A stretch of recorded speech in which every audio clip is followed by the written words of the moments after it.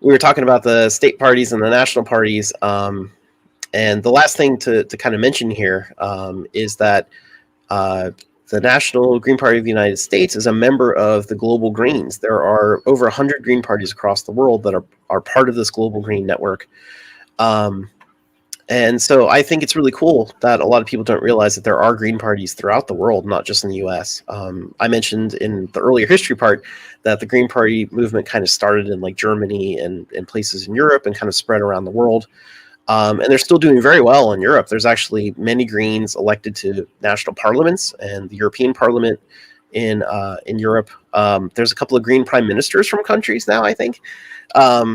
Iceland, New Zealand. Yeah, exactly. So, a lot of countries are seeing their Green parties pick up in votes and number of people elected. So, there's a lot of reason to be positive about the overall movement. There's kind of some significant difference between some of the parties within the Global Greens, though. The U.S. Green Party, we tend to promote eco-socialism more openly, and that's kind of a point of differentiation sometimes with parties about exactly how you implement policy. But for the most part, we agree on a lot of the same values and goals. So, were you going to say something, Chris? I'm sorry. Yeah. There's the more traditional, liberal Greens that are historically represented by Germany and the UK. And Germany, especially, they're kind of the impetus of the founding of the movement, and it's kind of solidified them in Europe, at least, as the leader. So they still throw a lot of weight around in Europe, and they're one of the more conservative Green parties. That said, there's a big push from the Nordic bloc. Iceland, where there's a Green prime minister, the Netherlands, Denmark, and they are an explicitly radical eco-socialist parties. In Denmark, they're part of the Red-Green Alliance, which is the furthest left bloc in their parliament. In 2018, I happened to be in Amsterdam. I was on my honeymoon, and we detoured to Amsterdam to see a Nine Inch Nails show. And when we did that, I told my wife, we can do that, but I get to take a political meeting. And so Amsterdam is ran by the Greens. They're the largest party on the city, at least in 2018. I haven't looked that up lately, but they were the largest party on the city council. The mayor was a Green. I met with a young Black woman who is an elected Green city councilor named Imain Nadif. And, when you look at their literature, they talk about socialism. They talk about being a radical anti-racist party. They were no car traffic in the canal zone by 2024. I believe that's still on track. So they're ending vehicle traffic in parts of the city of Amsterdam. They're building 100,000 new social housing units, which are their public housing units. And their public housing is mixed income, right? You have people making six figures living in the same building as people who, are getting assistance from the government to pay for it. They're building 100,000 units of that, hundreds of thousands of solar panels going in. They hold their annual citywide membership meetings in the same venue I saw Nine Inch Nails, right? So when their city meets, 5,000 Greens come in and participate in democracy in Amsterdam. Nice. So it was very cool to meet, to actually speak firsthand to someone like that. And something we haven't said here, and it's kind of the elephant that never gets talked about with the Green Party US. Imain could be anywhere on public transit in the entire country within a few hours.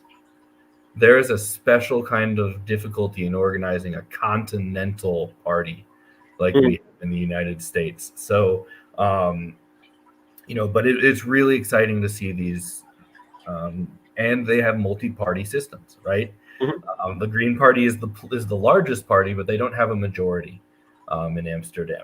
They're the plurality leaders. So, but yeah, in the Global Greens, there is definitely a big upsurge. The Australian Young Greens are really, really radical, really, openly socialist and organizing.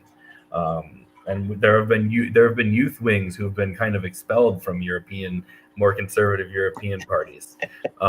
So there's the kind of turmoil and ideological clarity that started to come here in the United States around 2016 is a global part of the global Greens as well. So, while it's been traditionally controlled by those, the more moderate German Greens, there's a big success and upswell with socialist left-wing Green parties as well. Yeah, absolutely. So I feel like my big takeaway here is that we have some extra organizing challenges in the United States, but we're working on them, and we're growing the Green Party. And I think there's something special and exciting about knowing that when you join the Green Party here, you're joining an international green movement.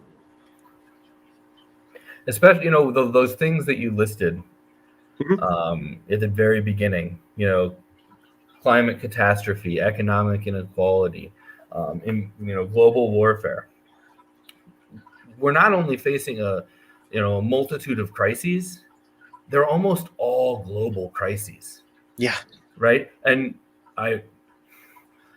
some very good points could be made that the U.S. is majority responsible for most of them. But the reality is one country can't solve them anymore. We may carry the weight of most of it, but we couldn't solve it alone. So it's really, having this international aspect, if we're really actually going to get together and tackle climate change, it's going to take a global movement, and it'll help us a lot to have allies out there already to work with us. Exactly. It has to be an international movement for change. And so the Global Greens are split up among 4 areas: the Americas, Europe, Africa, and Asia Pacific. And actually, the National Green Party just elected some delegates to go to the Green Party of the Americas Federation Convention and meet with other Green parties in North and Central and South America. So, we'll be talking more with them and their left Green parties and all about how we can work internationally. So it's very exciting. All right, so we've talked a little bit about the history of the party, and we've talked a little bit about the structure of the Green Party and how the U.S. fits in globally, as well as states fit in with the U.S. and all. The last kind of thing to talk about is kind of a little bit about our platform. You could go for hours and all into it, so I'm not going to do that. But just to give you a highlight, if you're not entirely sure what the Green Party stands for, we can talk about what is the Green Vision and what are some policies that we support now toward our long-term vision.